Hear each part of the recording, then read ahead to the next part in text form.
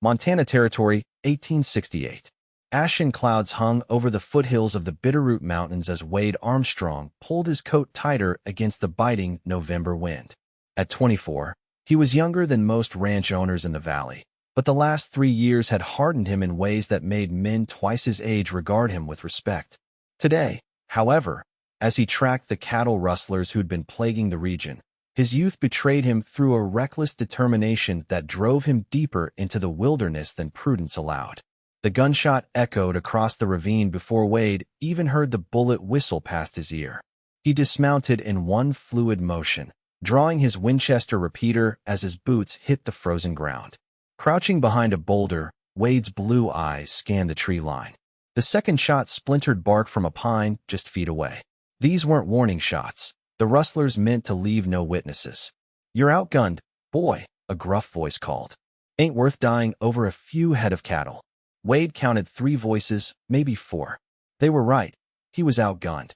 But pride and something deeper, a sense that surrendering now meant surrendering everything he'd built, kept him pinned behind that rock, calculating his odds. That's when he heard it. A soft, plaintive whimper almost lost beneath the howling wind. At first, he thought it was a trick, but between volleys of gunfire, the sound came again. Wade glanced toward a shallow depression beneath the roots of a fallen tree and saw a small gray bundle of fur, trembling and bloodied. A wolf pup, no more than a few months old. Near it lay the still form of what must have been its mother, her silver-gray coat stained crimson where the rustler's bullets had found her. Something shifted in Wade that moment, a recklessness born not of youth, but of righteous anger. He fired 3 calculated shots toward the rustler's position, making each one count. A shout of pain told him at least one had found its mark. "Next one goes through your skull," Wade called, his voice carrying an authority beyond his years. "I've got a clear sight on all 3 of you. Drop your weapons or meet your maker." It was a bluff, but delivered with such conviction that after a tense silence, the clatter of discarded firearms echoed down the ravine. Wade emerged cautiously, rifle trained on the 3 men as they raised their hands. "You boys picked the wrong rancher to steal from," Wade said, marching them at gunpoint to their horses. "The sheriff and Helena will be mighty interested in meeting you." Only after securing the rustlers did Wade return to the fallen tree. The pup cowered deeper into its shelter, baring its tiny teeth in a show of defiance that seemed to mimic the vastness of its slain mother's spirit. "Easy now," Wade whispered, removing his glove and slowly extending his hand. "I ain't gonna hurt you." Something in the pup's intelligent eyes seemed to assess him, weighing his worth. Finally, shivering from cold and fear, it cautiously sniffed his fingers. Wade didn't know then what taking in this orphaned creature would mean. Couldn't foresee how this single act of compassion would alter the course of not only his life, but the heart of a woman he had yet to meet. The bustling streets of Helena were a stark contrast to the solitude of Wade's ranch. 6 months had passed since he'd found the wolf pup, now growing rapidly into a striking young wolf he'd named Shadow. The animal had adapted to ranch life with surprising ease, though Wade kept it secret from most townspeople, knowing their fear of wolves ran deep. Wade guided his wagon through the crowded thoroughfare, tipping his hat to the ladies while ignoring the whispers that followed. Being a young, unmarried rancher of modest success made him the subject of constant speculation among Helena's matchmaking mothers. He pulled up outside Henderson's general store, needing supplies before the long ride home. The bell above the door announced his entrance into the warm, aromatic space filled with everything from coffee beans to calico. "Mr. Armstrong," old Henderson called from behind the counter. "Been wondering when you'd show your face again. Got something that might interest you. New fence wire just arrived from St. Louis." Wade was about to respond when movement near the book section caught his eye. A young woman stood with her back to him, honey blonde hair cascading down her back, gathered loosely with a blue ribbon that matched her simple but well-tailored dress. She turned slightly, revealing a profile of striking beauty, not the painted, affected beauty of saloon girls or the severe propriety of the banker's daughters, but something natural and unassuming. When she fully turned, their eyes met. Hers were the color of spring clover, bright against her fair skin. She held his gaze for just a moment before looking away, a slight flush coloring her cheeks. "Who might that be?" Wade asked Henderson quietly, trying to appear casual. The shopkeeper followed his gaze. Ah, Miss Ruby Ellis. Arrived last month from Boston. Schoolteacher, that one. Smart as a whip, too. Been ordering all manner of books. Says our children deserve education equal to those back east. Wade nodded, suddenly finding the need to examine farming tools near where Miss Ellis stood. Pardon me, ma'am, he said, reaching for a hoe hanging above her head. Didn't mean to disturb your browsing. Her eyes lifted to his again, this time with a hint of amusement. No disturbance at all, Mr. Armstrong. Wade Armstrong. He offered his hand before realizing it was covered in trail dust. Embarrassed, he quickly withdrew it, but she caught it mid-retreat. Pleasure to meet you, Mr. Armstrong. She shook his hand firmly, unconcerned about the dust. Ruby Ellis. Her grip was confident, not the limp touch he'd come to expect from town ladies. Up close, he noticed small freckles dusting her nose and a spark of intelligence in those green eyes that made his usual easy charm desert him entirely. Boston, I hear, was all he managed. Yes, though originally from Pennsylvania. I've come west to teach. She smiled, revealing a slight dimple in her right cheek. And you're a rancher, judging by your attire? Wade nodded, suddenly conscious of his worn denim and trail-dusty boots compared to the neatly dressed men in town. Got a spread about 15 miles southeast. Nothing fancy, but it's growing. Nothing wrong with honest work and ambition, Mr. Armstrong. She picked up a book from the shelf. I find that far more admirable than inherited position. Before Wade could respond, the door burst open and Sheriff Miller strode in, expression grave. Armstrong, been looking for you. The sheriff's voice carried authority that silenced the store. There's been reports of a wolf near your property. Killed 2 of Thompson's sheep last night. Wade's blood ran cold. Shadow had been restless lately, often disappearing for hours despite Wade's attempts to keep him close to the ranch house. But surely he wouldn't. A wolf, you say? Wade kept his voice steady. Thompson's boy says he saw it clear as day. Silver gray with unusual markings. The sheriff lowered his voice. There's a hunting party forming. Thought you should know, being nearby and all. Ruby watched the exchange with interest, her eyes narrowing slightly at Wade's visible tension. Appreciate the warning, Wade said. I'll keep watch. After the sheriff left, an uncomfortable silence hung between them until Ruby spoke. You seem troubled by this news, Mr. Armstrong. There was something in her tone, not accusation, but perception, that made Wade wonder if she'd somehow read his thoughts. Just concerned for my livestock, he replied, though the lie felt hollow. She studied him for a moment longer before nodding. Of course. Well, I should finish my purchases.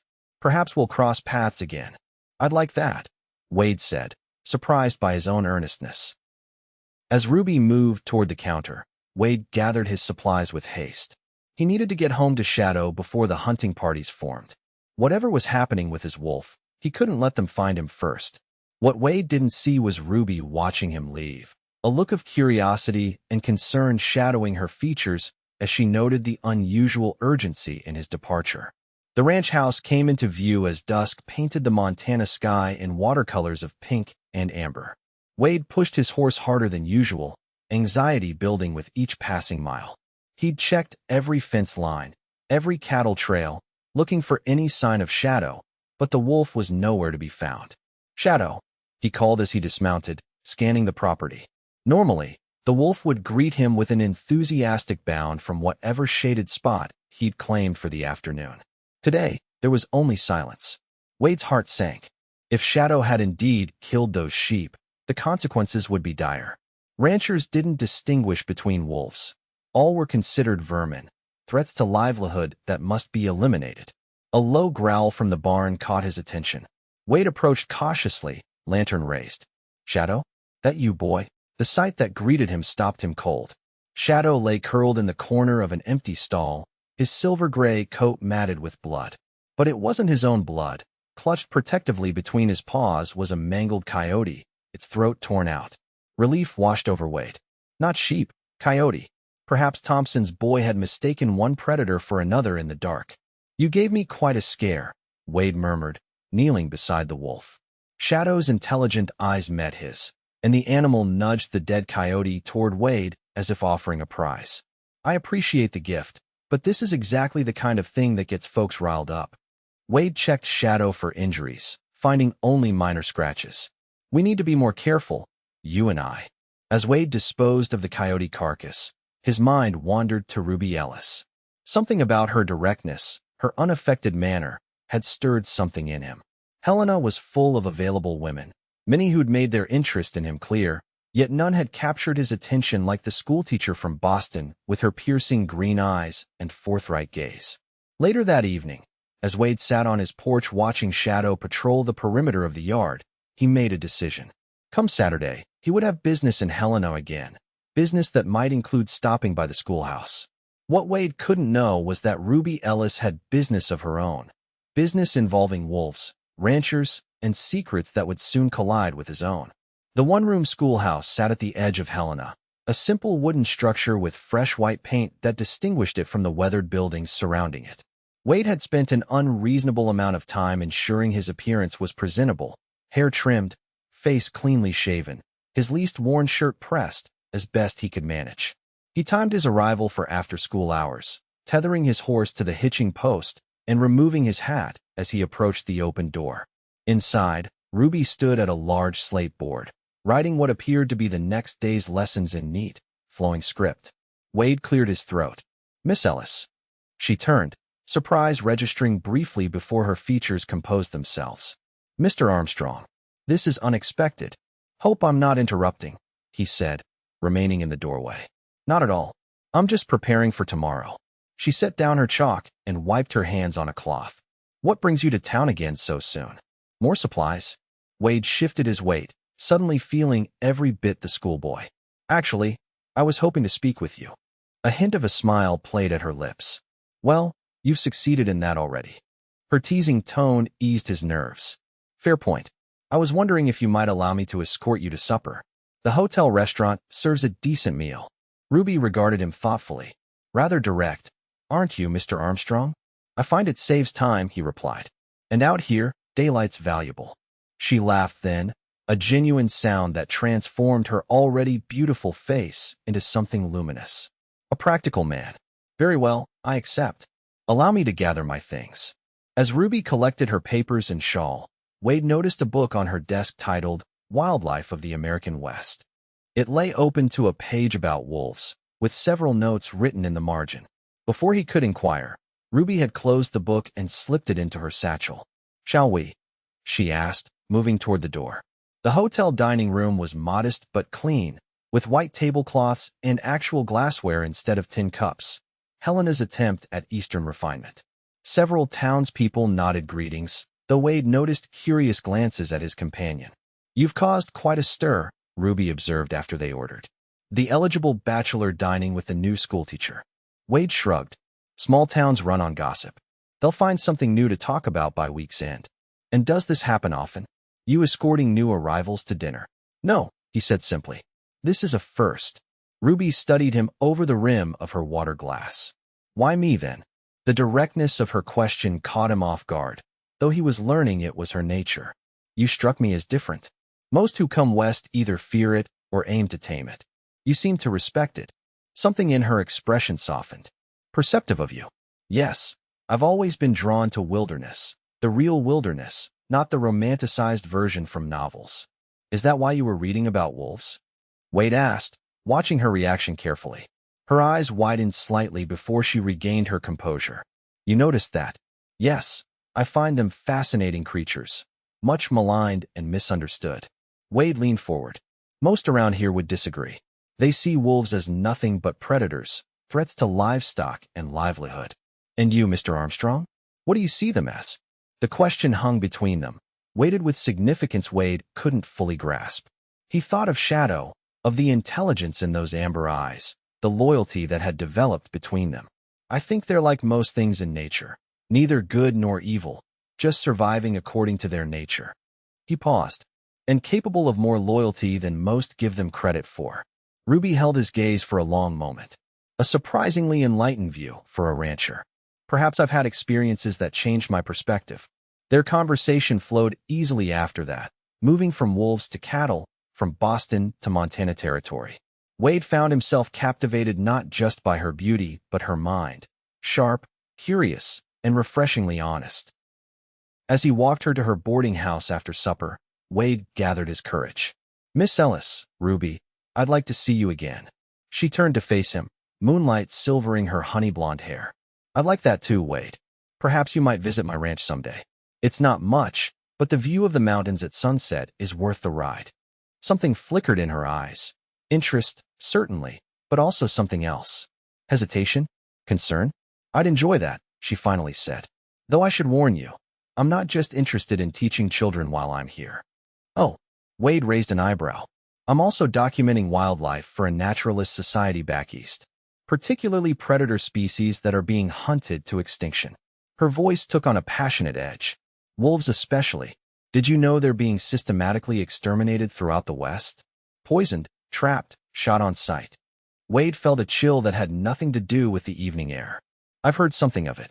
It's barbaric," she continued, "based on fear and misunderstanding rather than fact.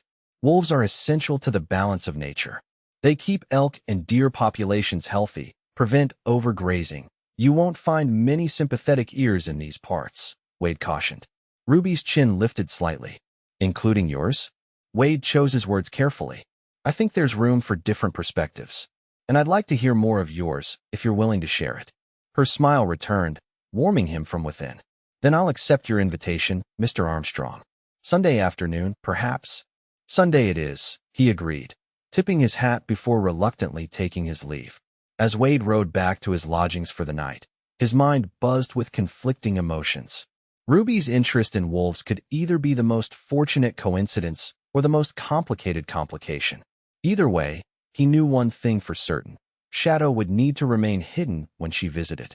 What Wade couldn't know was that Ruby Ellis had secrets of her own, secrets that would soon collide with his in ways neither could anticipate. Sunday dawned clear and cool, perfect for riding. Wade had spent the previous day preparing the ranch, cleaning the cabin to standards it hadn't seen since its construction, preparing food that wouldn't embarrass him, and most importantly, securing Shadow in the far pasture with enough fresh meat to keep him occupied. Ruby arrived precisely when expected, riding a spirited chestnut mare with the confidence of someone raised around horses. She wore a practical riding skirt of forest green, her hair braided and tucked beneath a wide-brimmed hat. Practical, yet undeniably fetching. "Your directions were impeccable," she called as she approached. "Though I nearly missed the turn at Lightning Creek." Wade helped her dismount, aware of how naturally his hands fit around her waist. "Most folks do. The sign's been shot up so many times I've stopped replacing it." He gave her the tour: the modest cabin with its stone fireplace and hand-hewn furniture, the barn where he'd expanded the stalls to accommodate his growing herd, the corral where he broke horses for additional income. Ruby took it all in with genuine interest, asking questions that revealed her knowledge of ranch operations was more extensive than he'd expected from an Eastern schoolteacher. "My father raised horses in Pennsylvania," she explained when he commented on it. "I grew up mucking stalls and helping with foaling." "A woman of hidden depths," Wade remarked, enjoying the slight blush his words brought to her cheeks. They shared a simple meal of venison stew and fresh bread on the porch, watching the sun begin its descent toward the mountains. The conversation flowed as easily as it had in town, touching on books they'd both read, places they hoped to see, and the challenges of their respective professions. "So what made you choose Montana?" Wade finally asked. "Teaching positions must be plentiful back east." Ruby's expression grew contemplative. "As I mentioned, I'm documenting wildlife for the Boston Natural History Society. They're creating an archive of America's vanishing wilderness." She hesitated. "But there's more to it than that." Wade waited, sensing she was gathering courage for something important. "My brother William was a naturalist," she continued, her voice softening. 2 years ago, he came west to study wolves, their behavior, their importance to the ecosystem. His letters were full of wonder at what he observed. The past tense sent a chill down Wade's spine. Ruby's eyes grew distant. "His last letter came from near here. He'd found a pack he was observing, documenting their hunting patterns, their social structure." Her voice wavered slightly. 3 months later, we received word he'd been killed in what authorities called a hunting accident." "I'm sorry," Wade said gently, resisting the urge to take her hand. "The official report said he was mistaken for game, shot by another hunter. But William was meticulous about safety, always wore bright colors in the field." Her green eyes hardened. I never believed it was an accident. You think he was deliberately killed? Wade asked, incredulous. I think he may have interfered with someone who was hunting wolves. Someone who didn't appreciate his efforts to document and protect them. She looked directly at him now. That's why I'm here, Wade. To continue his work, and perhaps, to find answers. The implications hung heavy between them. Wade thought of the ranchers he knew, their hatred of wolves, their shoot-on-sight policy for predators.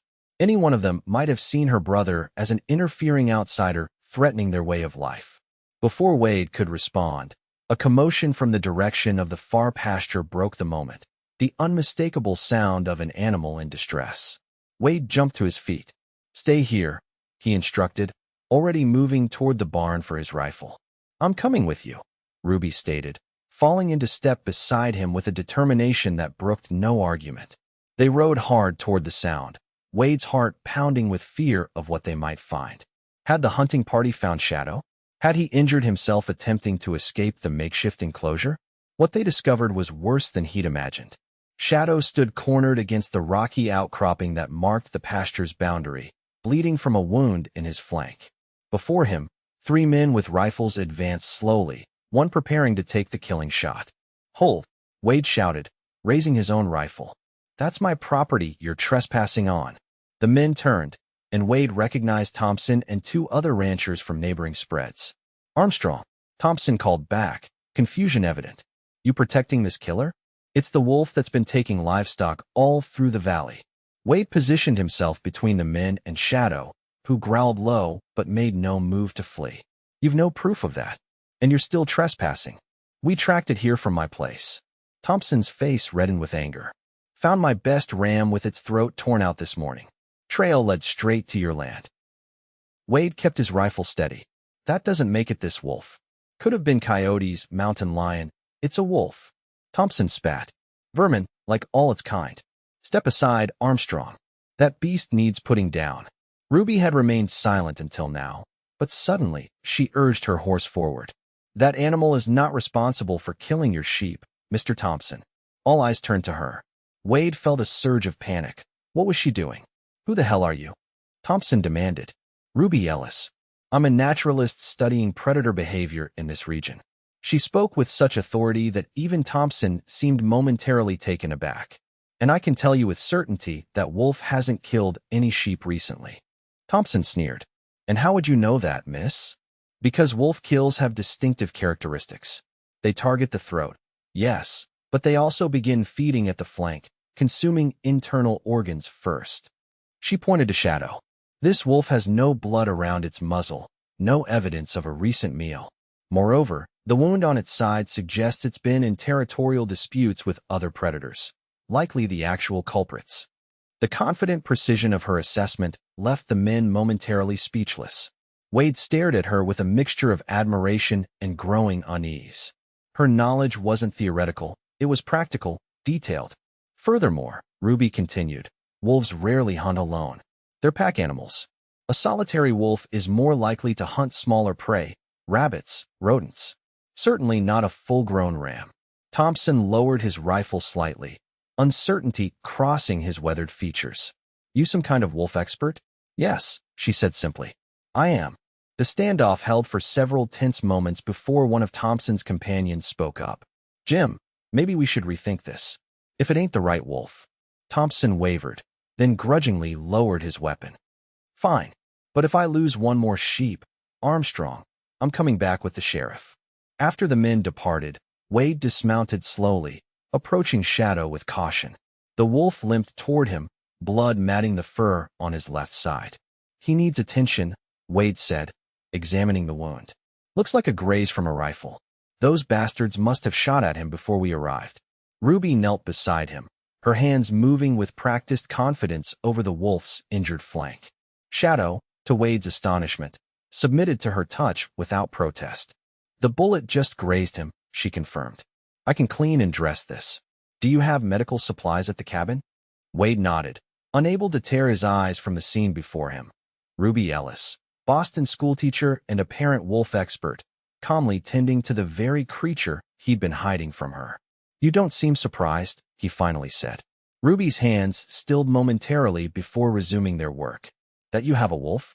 No, I suspected as much. How? Your reaction when the sheriff mentioned the wolf sightings. Your defense of wolves during dinner. She glanced up at him. And I found tracks around your property when I arrived. Too large for a dog, too deliberate for a wild wolf just passing through. Wade helped her bind a temporary compress to Shadow's wound. And you're not concerned?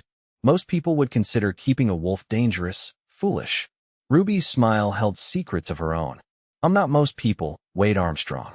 And neither, it seems, are you. As they led Shadow back to the cabin, Wade felt the foundations of his carefully constructed solitude beginning to shift. Ruby Ellis had just stepped fully into his most closely guarded secret, and instead of fear or judgment, she'd offered understanding and aid. What he couldn't yet know was how deeply their secrets would soon intertwine, and how dangerous that entanglement would prove. Shadow recovered quickly under Ruby's expert care. The wolf seemed to recognize something in her, a kinship that Wade found both fascinating and somewhat unsettling. Within days, Shadow was greeting her arrival at the ranch with the same enthusiasm he showed Wade. Over the following weeks, a routine developed. Ruby would visit after school hours several times a week, ostensibly to document Shadow's behavior for her research, but increasingly to share meals, conversation, and the comfortable silence that grew between her and Wade. They spoke of everything: her brother's research, Wade's journey west after the war, their shared love of literature, and their differing yet complementary views of the changing frontier. With each visit, the connection between them deepened, evolving from curiosity to friendship to something neither was quite ready to name. How did you come to have him? Ruby asked one evening as they watched Shadow patrol the perimeter of the yard, his silver coat gleaming in the moonlight. Wade told her the story, the shootout with rustlers, finding the orphaned pup beside its slain mother, the decision to bring him home rather than leave him to certain death. I didn't plan to keep him, Wade admitted. Thought I'd nurse him to health and release him once he was strong enough. But by then, he'd become family, Ruby finished for him. Wade nodded. Never had much family. My parents died when I was young, raised by an uncle who was more interested in the bottle than a boy. Shadow was something that belonged just to me. Ruby's hand found his in the gathering darkness. He chose you as much as you chose him. Wolves bond for life, you know. Once they accept you as pack, that connection never breaks.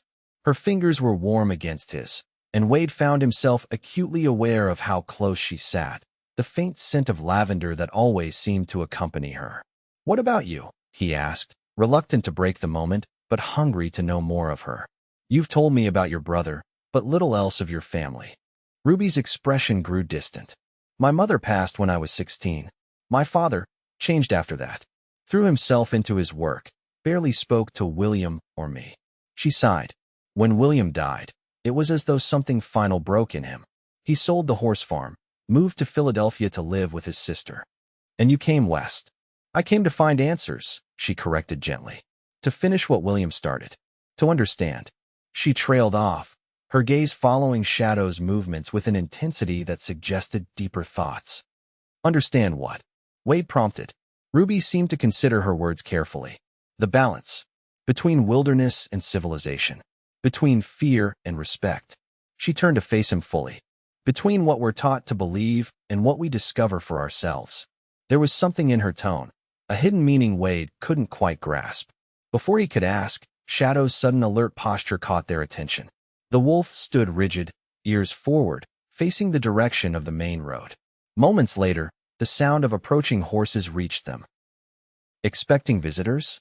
Ruby asked, tension evident in her voice. Wade shook his head, rising to his feet.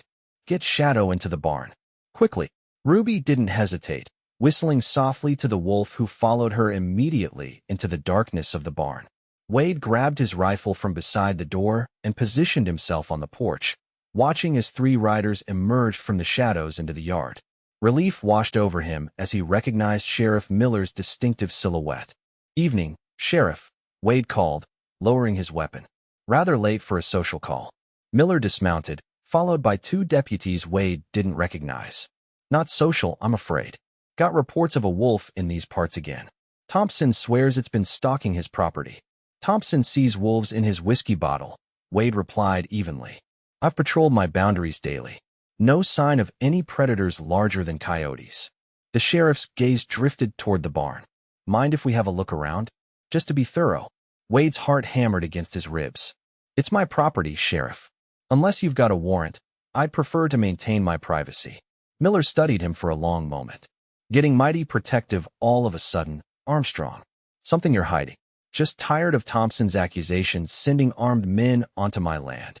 Wade kept his tone conversational but firm. If you want to search my property in daylight with proper cause, that's one thing. Middle of the night based on the word of a man who sees threats in shadows? That's another. The barn door creaked slightly, and Wade fought to keep his eyes from darting toward the sound. Had Ruby secured Shadow properly? One of the deputies spoke up. Sheriff, we got tracks over here. Fresh ones. Miller moved toward where the man pointed, crouching to examine the dirt. Big prints.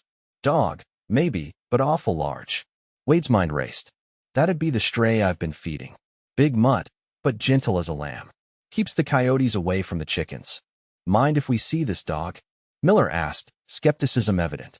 Before Wade could answer, the barn door opened and Ruby emerged, leading a large, shaggy dog by a rope. The animal, unmistakably a dog, not a wolf, followed obediently at her heels. Is there a problem, gentlemen? Ruby asked, her voice calm and clear in the night air. The sheriff removed his hat. Miss Ellis, didn't expect to find you out here at this hour. Mr. Armstrong has been kind enough to let me document local wildlife for my research, she replied smoothly. We were just about to call it a night when we heard riders. The dog at her side sat placidly, tongue lolling in a decidedly canine manner. Wade stared, dumbfounded. Where had the dog come from? And where was Shadow? Miller approached cautiously, examining the animal. This the dog you mentioned, Armstrong? Wade found his voice. Yes. As you can see, just a big mongrel. The sheriff nodded slowly, apparently satisfied.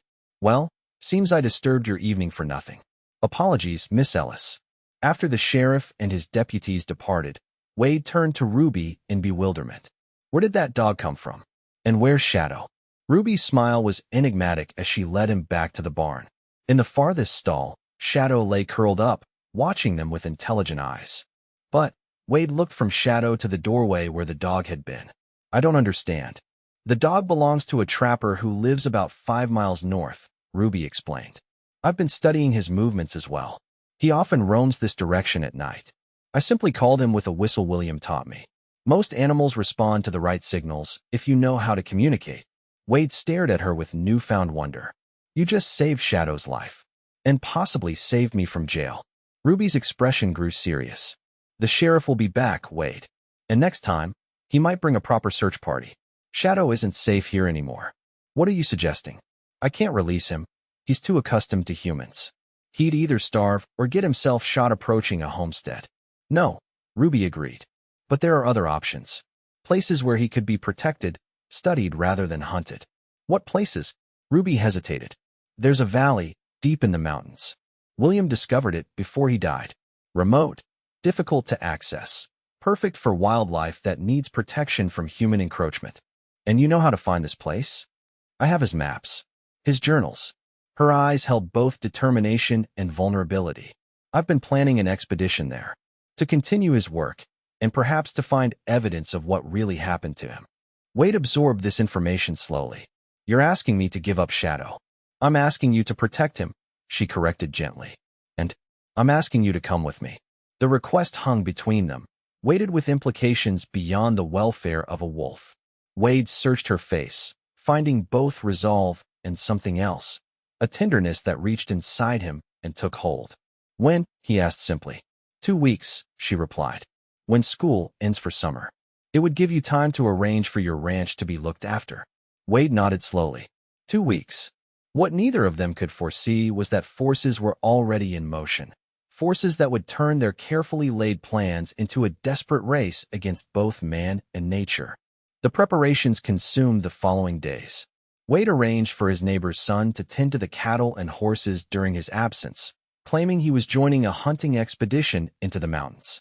Ruby gathered supplies and finalized the route based on her brother's journals, which she now shared openly with Wade.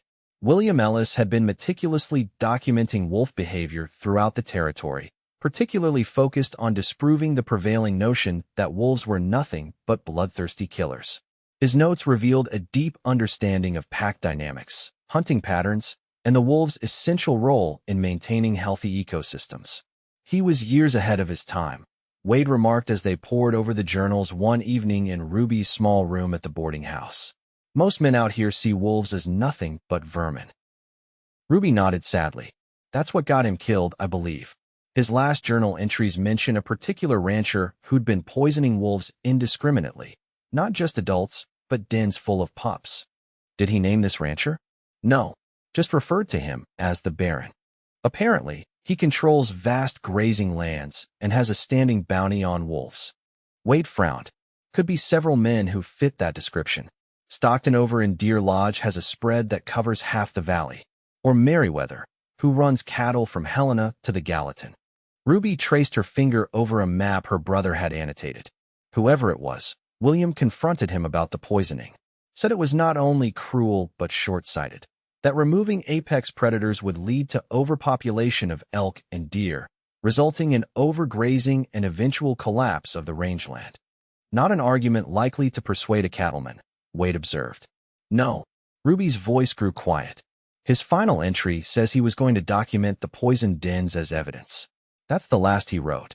Wade studied her face, noting the determination beneath her grief. And you believe if we find these locations, we might find evidence of who was responsible, she finished. Yes. The plan crystallized over the following days. They would travel light, with pack horses carrying essential supplies. Shadow would accompany them, initially on a lead but eventually free once they were deep enough into wilderness. Ruby estimated the journey would take a week, following game trails and old hunting paths that William had marked. 3 days before their planned departure, Wade entered the general store for final supplies. The usual chatter died as he stepped inside, replaced by pointed silence and sidelong glances. Old Henderson avoided his eyes as Wade approached the counter. Need ammunition. 45 to 70 cartridges, 2 boxes. The storekeeper nodded stiffly, retrieving the items without his usual friendly banter. Something wrong, Henderson? Wade asked quietly. The older man glanced around before leaning forward. Words spreading, Armstrong. About you and that wolf. Wade kept his expression neutral. What wolf would that be? Don't play dumb, son. Thompson's been talking. Says you're harboring a killer. Says that schoolteacher of yours is in on it too. Some kind of wolf lover from back east. A cold feeling settled in Wade's stomach. Thompson's drunk more often than not. You know that. Henderson shook his head. It ain't just him now. Merriweather's offering $50 to anyone who brings him that wolf's pelt. Says it killed one of his prize bulls last week. Wade knew it was a lie. Shadow had been secured at the ranch every night. But truth mattered little against such accusations. You watch yourself, Henderson added, pushing the ammunition across the counter. Merriweather doesn't take kindly to people interfering with his business. Never has. The name struck Wade like a physical blow. Merriweather, one of the very men they'd discussed. Could he be the Baron from William's journals? Wade paid and left quickly, his mind racing. They needed to leave sooner than planned. Tonight, if possible. He was so preoccupied that he nearly collided with Ruby on the boardwalk outside. Wade, she exclaimed. I was just coming to find you. What's wrong? You look like you've seen a ghost. Not here, he murmured, guiding her toward a quieter side street. We need to change our plans. Leave tonight. He quickly relayed what Henderson had told him. Ruby's face paled as he mentioned Merriweather's name. That must be him, she whispered. The Baron William wrote about. It makes sense. His holdings stretch across the prime wolf habitat in 3 counties. If he's putting bounties out specifically for Shadow, then someone recognized him as a wolf, not a dog, Ruby concluded. We have no time to lose. They parted with urgent purpose. Wade to return to the ranch and prepare the horses. Ruby to collect her research materials and meet him at midnight at the arranged location 2 miles outside town. What Wade couldn't know as he rode hard toward his ranch was that they weren't the only ones making hasty plans that afternoon. Merriweather's men were already gathering, and their target wasn't just Shadow. Darkness had fallen by the time Wade finished preparing the pack horses. Shadow sensed the urgency, staying close as Wade worked, occasionally whining softly as if understanding the danger. Not much longer, boy, Wade murmured, securing the last of the supplies. We'll be away from here soon enough. The sound of approaching horses froze him mid-motion. Too many for it to be Ruby arriving early. Wade quickly doused the lantern and led Shadow into the root cellar beneath the cabin, the one place he might remain undiscovered. Stay, he commanded firmly, closing the trapdoor just as the riders entered the yard. Wade counted 6 men as they dismounted, their faces obscured in the darkness. He recognized Thompson's voice first. Spread out. Check the barn and outbuildings. Wolf's got to be here somewhere. Another voice, deeper, authoritative, spoke next. Remember, Merriweather wants the wolf alive if possible. The man who helps him find it gets $100. The men dispersed, lanterns casting ominous shadows as they began searching the property. Wade slipped his rifle from its scabbard, calculating his options. 6 armed men against 1 presented poor odds, but he couldn't let them find Shadow. A shout from the barn indicated they'd discovered the packed horses. He's planning to leave. Gear's all ready. The authoritative voice, clearly the leader, cursed. Search everything. He can't have gone far. Wade watched from the shadows of the porch as they systematically moved through his property, overturning barrels, checking sheds, approaching the cabin. He had moments to decide, stand and fight, potentially dying for a wolf, or surrender Shadow and save himself. It was no decision at all. That's far enough, Wade called, stepping onto the porch with rifle raised. You're trespassing on private property. The men froze, turning toward his voice. Their leader stepped forward, Davis, Merriweather's foreman, a man with a reputation for ruthless efficiency. Armstrong, Davis acknowledged. We've come for the wolf. Hand it over peaceful-like, and we'll be on our way. There's no wolf here, Wade replied evenly. Just a man who'd appreciate you leaving his land. Davis smiled thinly. We know better. Thompson here saw it clear as day last week. That schoolteacher of yours parading it around like a pet dog didn't fool the sheriff for long, either. Wade kept his rifle steady. 6 against 1 seems poor odds for brave men. Don't have to be this way, Davis offered. Merriweather's willing to be reasonable. Wants to talk to you and the Ellis woman himself. Especially her, with all those notes and maps her brother left behind. A chill ran through Wade. They knew about Ruby, about William's research. This wasn't just about Shadow anymore. Nothing to discuss, Wade said. Now get off my land before I put a bullet in someone. Davis sighed as if disappointed. Have it your way. What happened next unfolded with terrifying speed. One of the men fired toward the porch, the bullet splintering wood by Wade's feet. A warning shot. Wade returned fire more accurately, grazing the shooter's arm. Then all was chaos. Men scattered for cover as Wade ducked behind the porch pillar, exchanging shots. He managed to hit one more before a searing pain tore through his left shoulder, spinning him backward. Wade struggled to his feet, blood soaking his shirt. He fired again, dropping another of Merriweather's men, but his position was compromised. They would rush the cabin soon, and in his wounded state, he couldn't stop them. A bone-chilling howl suddenly split the night, not from the cellar where Shadow was hidden, but from the ridge beyond the house. Then another howl answered, and another. The men froze, exchanging alarmed glances. Wolves, Thompson whispered, fear evident in his voice. From the darkness beyond the yard, eyes reflected lantern light, several pairs, arranged in a semicircle around the property. Low growls emanated from multiple directions. It's a trap, one man yelled, firing wildly into the darkness. The shot was answered by a blur of movement as a large gray wolf launched from the shadows, taking down the shooter in a single powerful leap. More wolves followed, 5, possibly 6, moving with coordinated precision that spoke of a well-established pack. Davis and the remaining men broke formation, running for their horses in panic. 2 made it. The others fell beneath snarling jaws and flashing teeth. Wade watched in disbelief as the wolves systematically cleared his yard of intruders, driving the survivors away in headlong flight. As suddenly as it had begun, the attack ceased. The wolves stood panting in the yard, blood darkening their muzzles. From behind the largest wolf stepped a figure Wade recognized instantly. Ruby.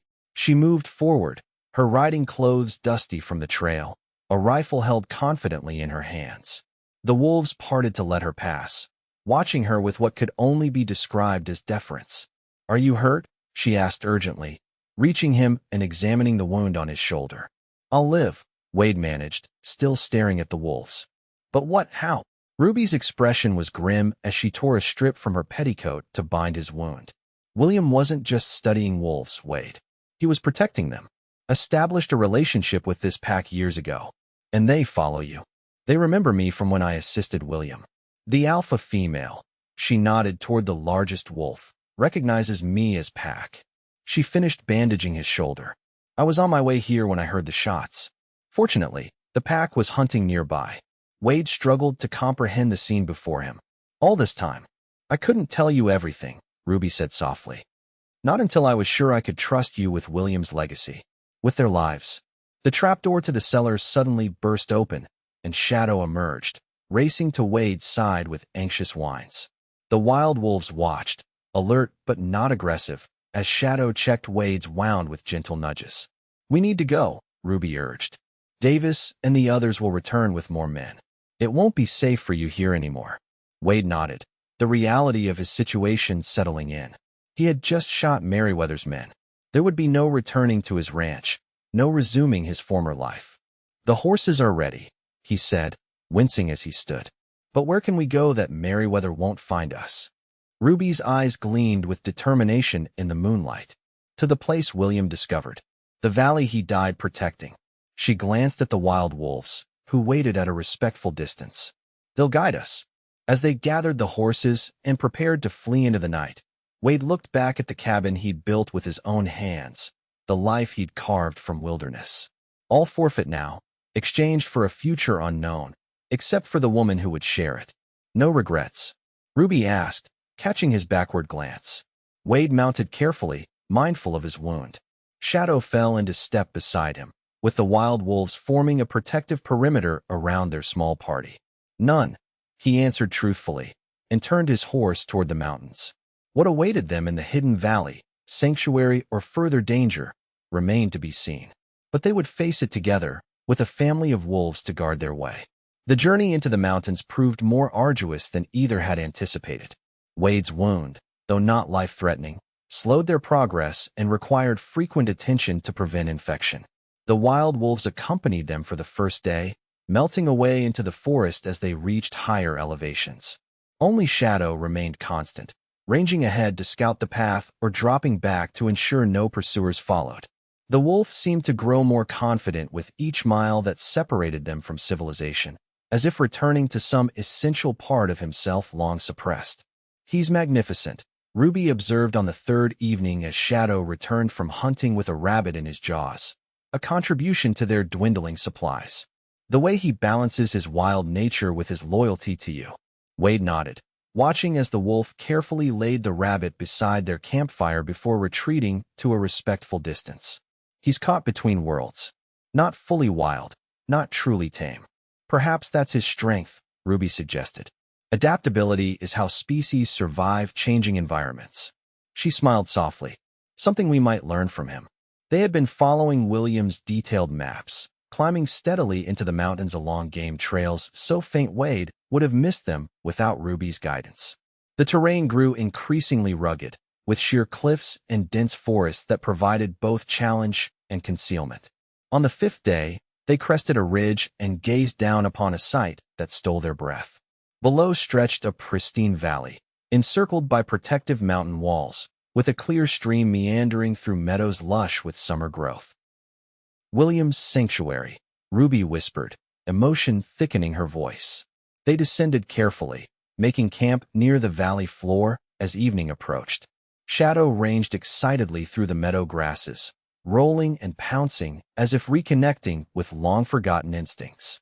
"Tomorrow we'll reach the cabin," Ruby explained as they shared a simple meal. William built it against the northern cliff face, almost invisible unless you know where to look. Wade studied her face in the firelight, noting both the weariness of their journey and the relief of nearing their destination. "You've been planning this for a long time, haven't you? Coming here, continuing his work." Ruby nodded slowly. "Since I received news of his death. At first, it was about finding answers, understanding what happened to him. But as I read his journals, studied his research, it became about something more." Her green eyes reflected the dancing flames. It became about continuing something vital. And now? Wade asked quietly. What is it about now? Her gaze met his, unwavering. Now it's also about us. What we might build here, together.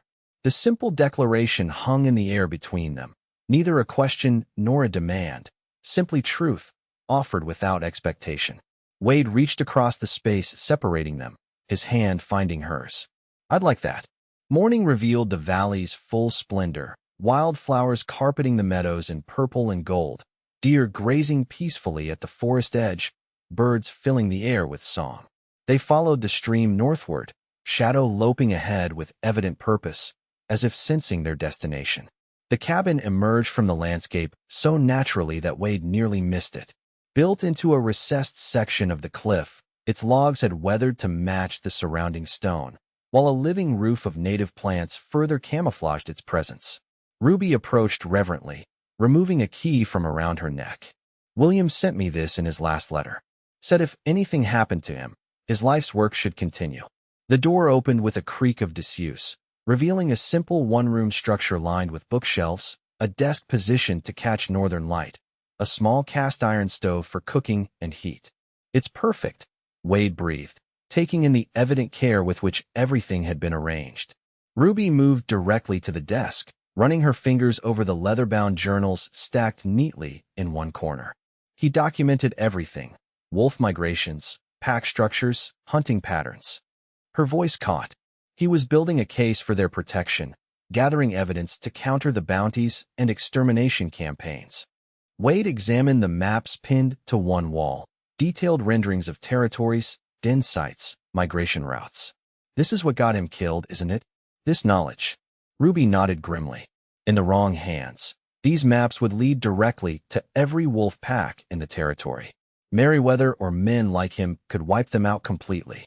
And in the right hands, they could help establish protected areas, prove the wolves' value to maintaining healthy forests and grasslands. She turned to him, determination hardening her features. William died for this information. We can't let that be in vain. Wade was about to respond when Shadow, who had been exploring the cabin's perimeter, suddenly froze. A low growl rumbled from his chest as he stared intently toward the southern approach to the valley. Moving quickly to the window, Wade scanned the distant ridge. Sunlight glinted off something metal, a rifle barrel or spyglass. We've been followed, he said quietly. Ruby joined him, her face paling as she spotted what he'd seen. How? We were so careful. Merriweather's men include some of the best trackers in the territory. Wade checked his ammunition. They'll approach from multiple directions. Try to surround us. What do we do? Wade considered their options. The cabin, while well concealed, offered limited escape routes. Once surrounded, they would be trapped. We need to draw them away from here, he decided. Away from William's research. Understanding dawned in Ruby's eyes. Set a false trail. Make them think we're fleeing deeper into the mountains. I'll take Shadow and one horse. Leave obvious signs heading west. Wade began gathering essentials. You stay here, secure the journals and maps. If I don't return by nightfall. No, Ruby interrupted firmly. We stay together. She moved to the bookshelves, pulling out a hidden compartment. William prepared for this possibility. From the compartment, she withdrew oilskin packets, copies of the most essential research, from the look of them.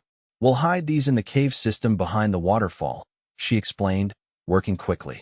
The originals will leave here, but if the cabin is discovered, we'll still have the evidence. Wade finished, admiring her foresight.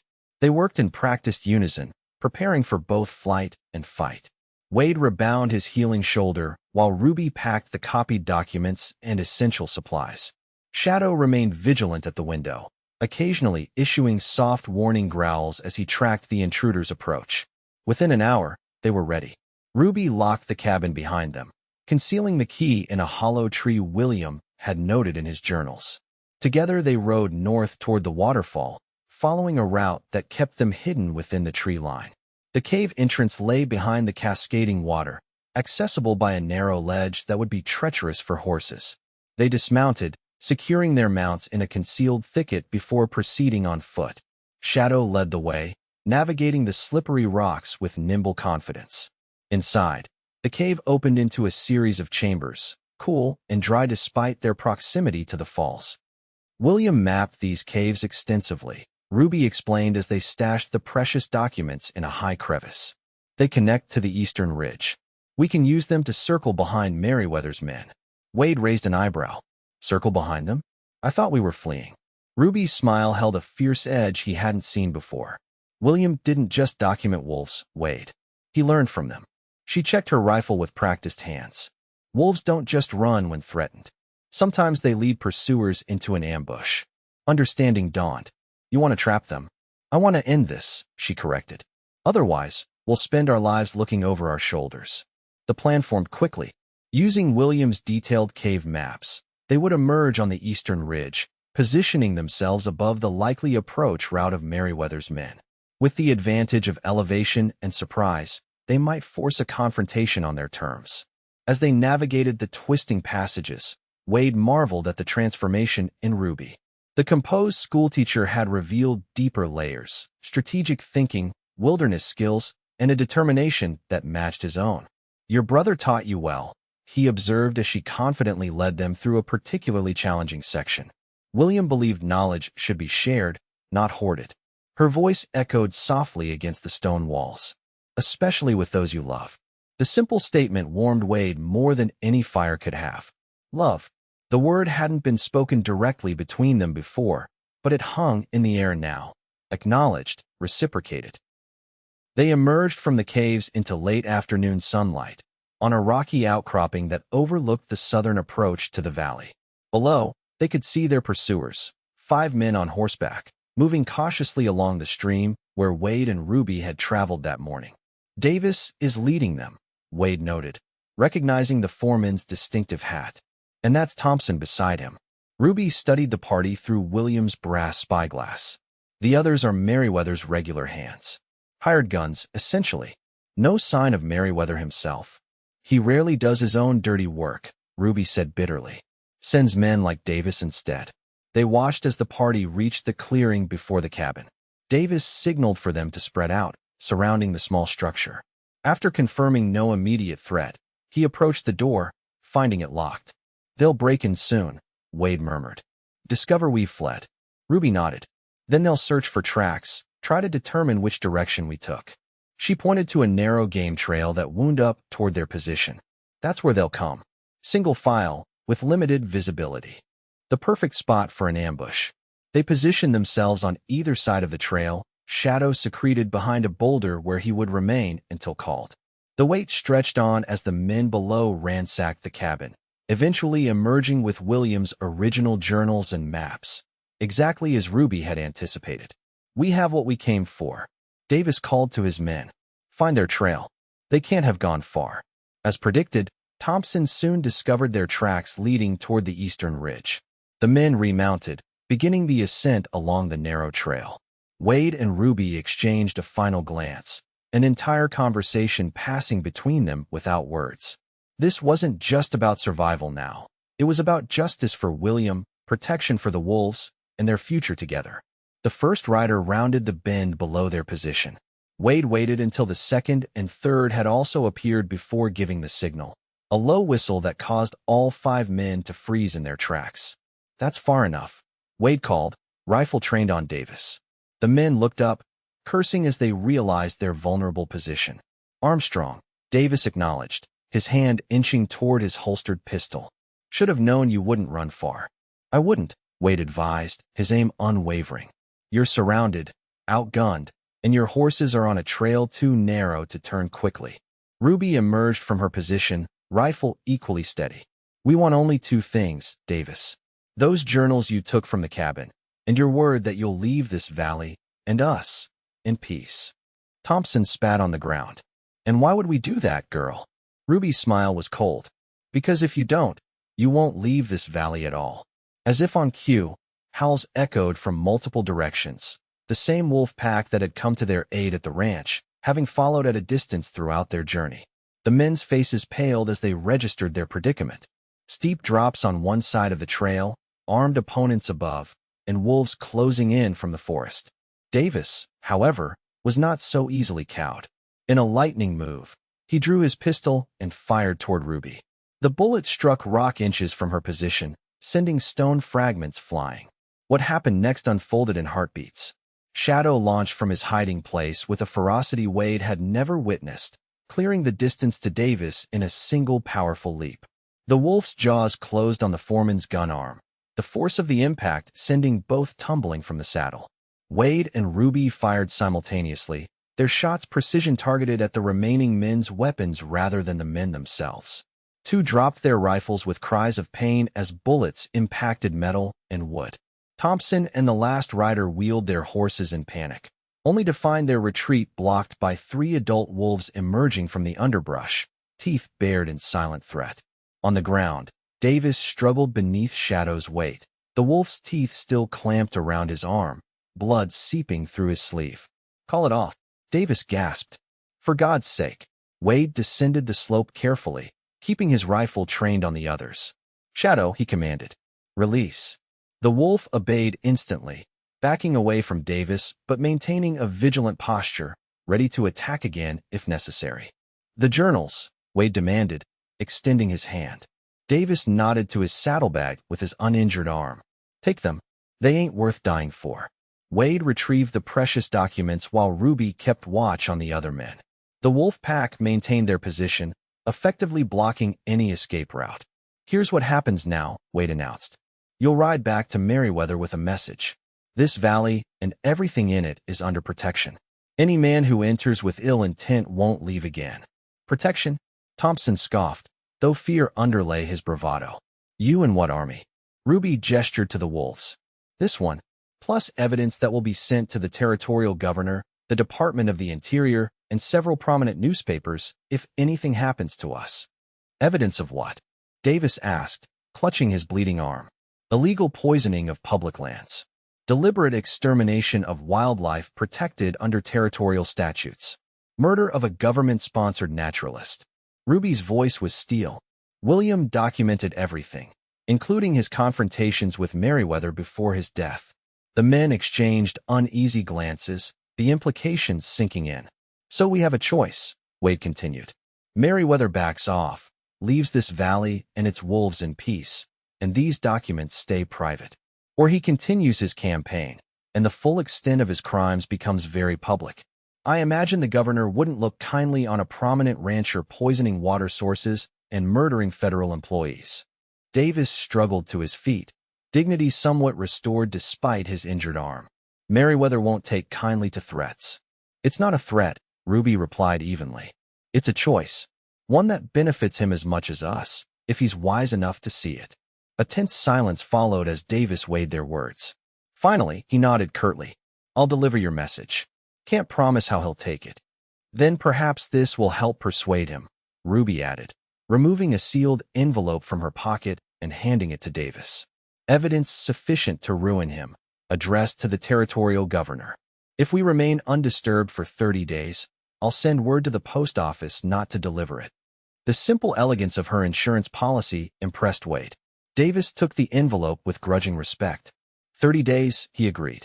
"Now call off your wolves so we can leave." A simple gesture from Ruby was all it took. The wolves melted back into the forest as silently as they had appeared, though Shadow remained loyally at Wade's side. They watched as the men departed, Thompson throwing one last venomous glance over his shoulder before the trail bent out of sight. "Will it work?" Wade asked when they were alone again. Ruby exhaled slowly, the tension of the confrontation leaving her body. "Merriweather is ruthless but practical. The risk of exposure against the minor concession of leaving one remote valley alone." She shrugged. "I believe he'll make the rational choice." Wade holstered his pistol, then pulled Ruby into a gentle embrace. "You're remarkable, you know that? Most women would have fled back to civilization weeks ago." She laughed softly against his chest. "Most women haven't spent their lives preparing to live in wilderness. Besides," she added, leaning back to meet his gaze, "civilization is relative. This valley has everything we need: shelter, water, game. And now peace." "Peace," Wade echoed, the word feeling foreign yet right on his tongue. "I could get used to that." Ruby's hands came to rest on his shoulders, her expression growing serious. "It won't be easy. Winters here are harsh. We'll be days from the nearest settlement." No neighbors, no. Wade silenced her with a gentle kiss. Their first, long overdue. She responded immediately, arms encircling his neck as the kiss deepened, speaking volumes of shared hardship, mutual respect, and burgeoning love. When they finally parted, Wade rested his forehead against hers. Neighbors are overrated, he murmured. I prefer the company I already have. Shadow chose that moment to press against their legs, inserting himself into the embrace with a soft whine that made them both laugh. All of us, Wade amended, scratching behind the wolf's ears. Our unusual family. Ruby's smile illuminated her entire face. I like the sound of that. The seasons turned, one flowing into the next with the rhythm of natural cycles rather than the artificial demarcations of town life. True to Ruby's prediction, Merriweather chose self-preservation over revenge. No further intrusions disturbed their valley sanctuary, allowing them to establish a life both simpler and richer than either had known before. They expanded the cabin that first autumn, adding a second room and reinforcing the structure against winter storms. Ruby continued William's research, documenting the wolf packs that moved through the valley and the surrounding mountains. Wade established a small herd of horses, breeding stock he traded during infrequent trips to distant settlements. Shadow thrived in this balanced existence, neither fully domesticated nor entirely wild. He maintained his special bond with Wade while developing new connections with the resident wolf packs, often disappearing for days to run with them before returning to the cabin. Their isolation was interrupted occasionally by visits from trusted allies, a Salish elder who shared traditional knowledge of the region's plants and animals, a progressive-minded territorial ranger who provided news from the outside world and carried Ruby's research papers to scientific societies back east. One crisp autumn day, 2 years after their flight from Merriweather's men, Wade returned from checking trap lines to find Ruby waiting on the cabin porch, her face alight with a particular joy he'd come to recognize. They're back, she said by way of greeting. Shadow's pack. And they've brought their pups. Wade secured his horse and followed her eager steps to the meadow overlook. Below, the wolf pack moved through the tall grass, 6 adults and 4 gangly adolescents, still carrying their summer coats despite the approaching winter. Shadow lay among them, clearly accepted as part of their extended family. As they watched, he rose and trotted up the path toward the cabin, followed by a sleek female wolf Wade recognized as the pack's alpha. She's never approached the cabin before, Ruby whispered, excitement coloring her voice. The wolves stopped at a respectful distance, Shadow looking back at his wild counterpart, as if in communication. The female wolf studied Wade and Ruby with intelligent amber eyes, assessing. Then, with deliberate care, she lowered her head and exposed her throat slightly. Not submission, but acknowledgement, acceptance. She's recognizing us as part of Shadow's pack, Ruby explained, voice thick with emotion. This is extraordinary. The female wolf held the pose for a moment longer before turning back toward her waiting family. Shadow remained, caught between 2 worlds as he had always been. Go on, Wade encouraged softly. Go run with them. We'll be here when you return. Shadow needed no further permission. With a joyful bound, he followed the alpha back to the waiting pack, immediately greeted by the playful antics of the younger wolves. As they disappeared into the forest, Ruby slipped her hand into Wade's. 2 years ago, I came west seeking justice for William. I never imagined finding this. Wade squeezed her hand gently. Regrets? Not one, she answered immediately. Though I do have news. Something in her tone made Wade turn to study her face. She was smiling, a secret sort of smile that radiated from within. News, he prompted. Ruby placed their joined hands against her stomach, which had just begun to show the slightest curve beneath her woolen dress. Our family is growing. By spring, there will be one more to protect. Joy burst through Wade like sunrise. He gathered Ruby into his arms, lifting her in an exuberant circle that pulled laughter from them both. When he set her down, Wade cupped her face between his calloused hands. I love you, Ruby Ellis Armstrong. More than I ever thought possible to love another person. And I love you, she replied, green eyes shining. My rancher with a wolf's heart. That evening, as they sat together on the cabin porch watching the sunset paint the valley in gold and crimson, howls echoed from the distant forest, Shadow and his wild family, voices raised in the ancient song of belonging.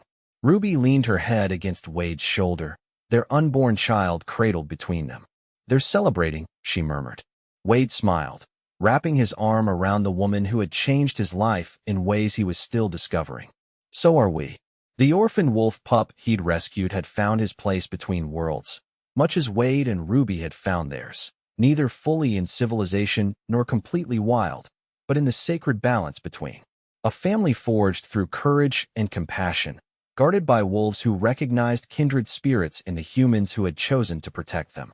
As darkness settled over their mountain sanctuary, Wade knew with absolute certainty that all the sacrifices, the ranch left behind, the dangers faced, the comforts foregone, had led them exactly where they were meant to be. Home.